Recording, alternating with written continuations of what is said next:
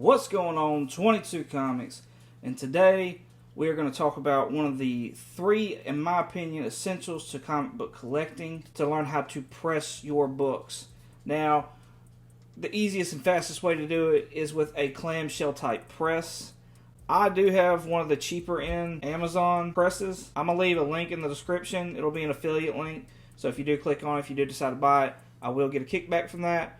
But this will be a link to the one that I personally use, and this video is to show you how I do my books.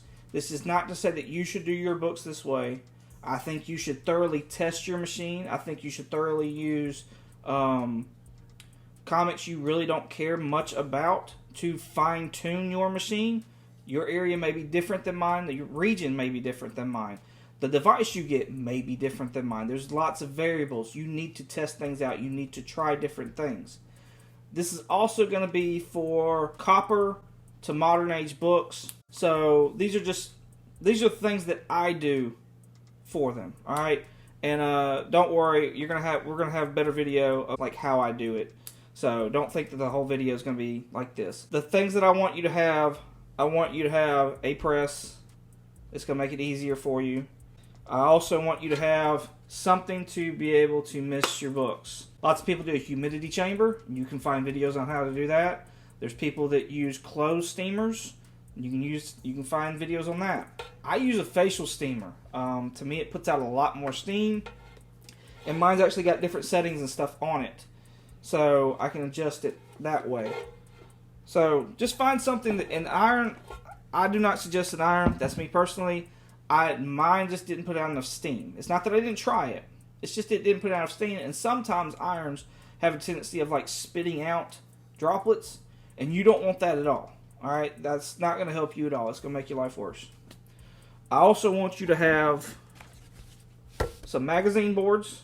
All right, we're going to need those.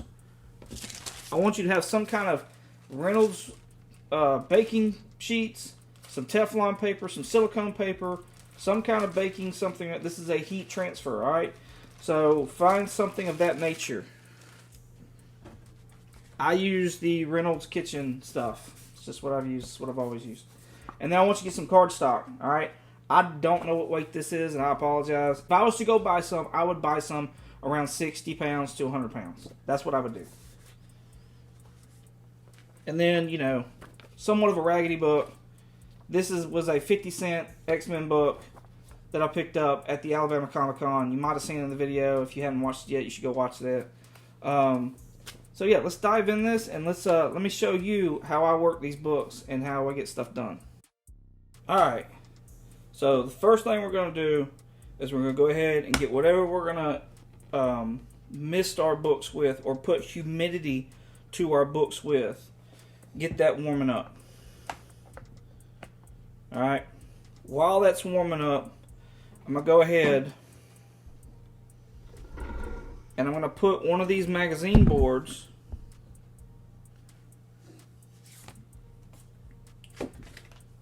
on the bottom. On this one, I put the slick side on the bottom. Alright, so it's got like that kind of a grippy, filmier side facing up. This is more or less to give our book something firm and something clean to like sit on, so there's no impurities or anything along that nature that's going to be touching our book, or that could impress into our book while we're pressing the book. Alright, while this is still heating up, I want you to take your book. I want you to find the center of it. Alright, our staples are nice and close to being flush in here. So I'm going to take a board. I'm going to put it right there in the center. If my staples are bubbled up or humped up, if they're humped up, then I'll sandwich two in between the staples to kind of catch them, because I don't want them to make any kind of indentions in the rest of the book. Alright, I'm going to press the cover side first. So I'm going to go ahead and I'm going to take one of my cardstocks and put it in the back. If you got a modern book that's got the digital code in the back, you're going to want to take 2 of these cardstock pieces and put on one side of that digital code, and then you're going to want to take another 2 cardstock pieces and put on the other side of that digital code. Or even use 2 cardstocks and a magazine or something like that. Alright, we got good steam coming on. So now I'm going to flip the cover. I'm going to go ahead and put my other piece in here. Come on, buddy. There you go. Alright, I'm going to hold that. I'm going to flip this over. I'm going to just let that steam hit it. Usually I do this till it starts to curl a little bit. You'll see that right corner, top right corner over there where my hand's not at.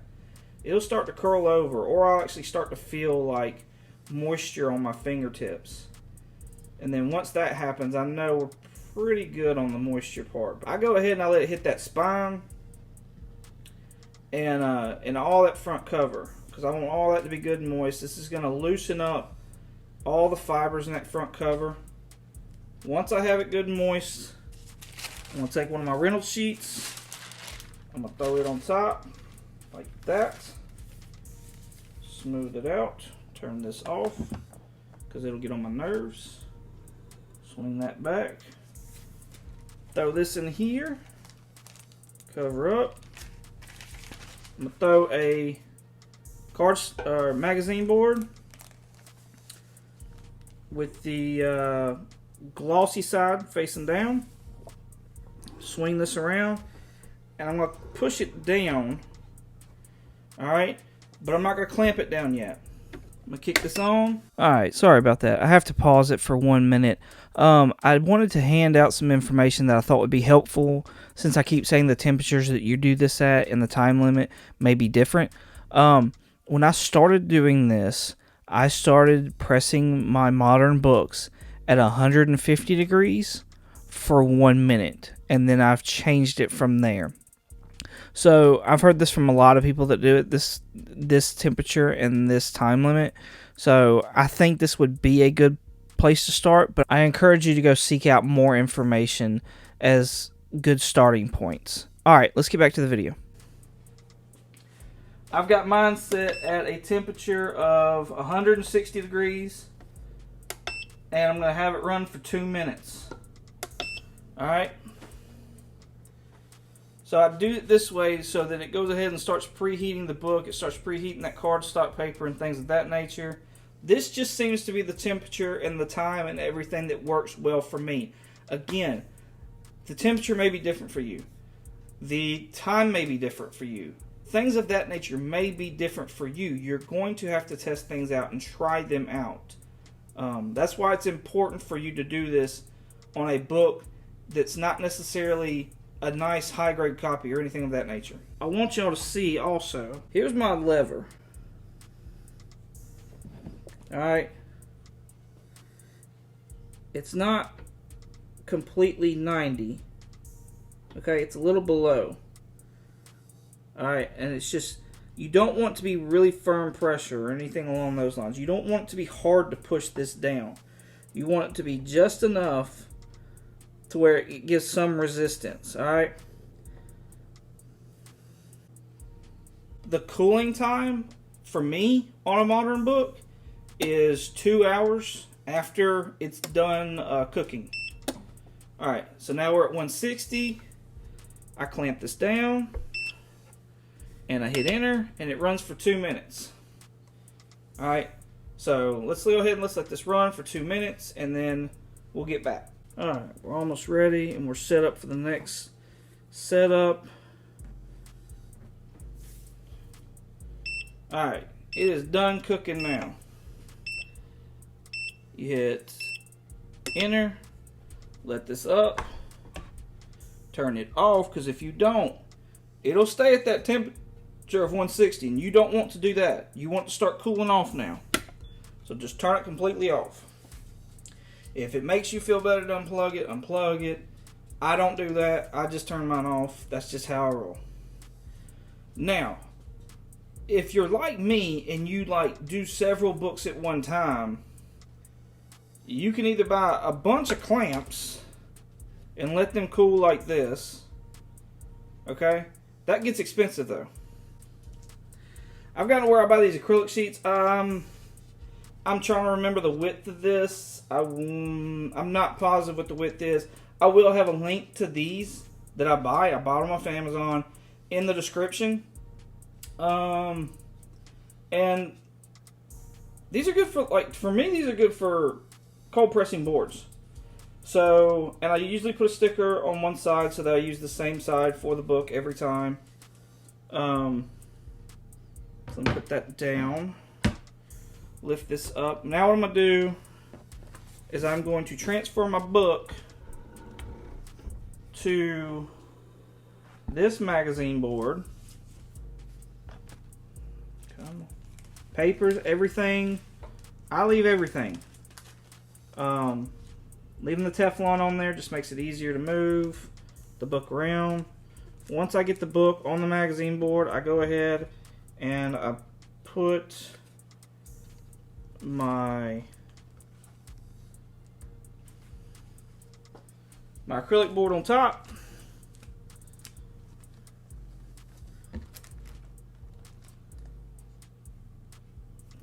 You want a very clean working surface.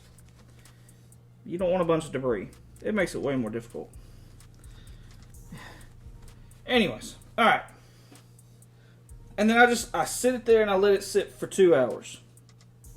But now, my press is freed up for another book. And as long as I have acrylics, I can keep, like, I got one more acrylic board, so I can do one more modern book, or whatever age book I want to do. And then put that under acrylic, and then I can do another book and just leave it in the press. If you don't have an acrylic board like this, just leave it in the press.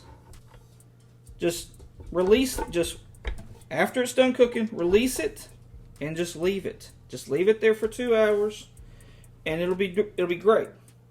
All right, once 2 hours is up, we're gonna take a look at the book and see how it looks, and then I'm gonna repeat the process on the back of the book. And that should have the book all nice and pressed out and looking really good. So, we'll see y'all in 2 hours. I just wanted to take a second to tell you thank you for watching this video. I appreciate it. If you dig the content that I'm putting out and you appreciate it, please hit the like below. Hit the subscribe button also. That helps me in the algorithm and things of that nature. It also lets me know you dig what I'm putting out.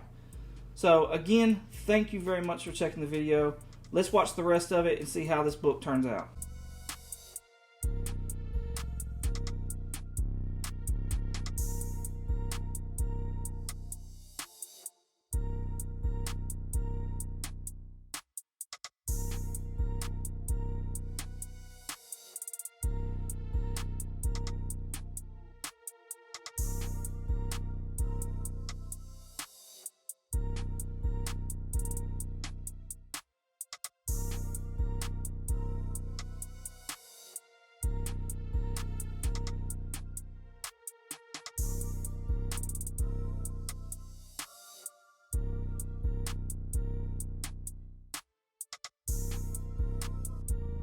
If you dug this video on how to press, you can check out my other videos on the chamfered pressing board, how to get spine ticks out, also how to clean your book over here. These things will help you improve your comic book game and getting to know your comics better. Knowing how to clean them, knowing how to get things out, it's going to make you appreciate this hobby so much more, and it's going to make you look at books differently. If you ain't already, go check me out on Instagram at 22_comics. You can also check me out on a podcast with some homies of mine called Comically Comics. We usually drop a new episode out every Monday. With all that being said, as always, y'all have a good one.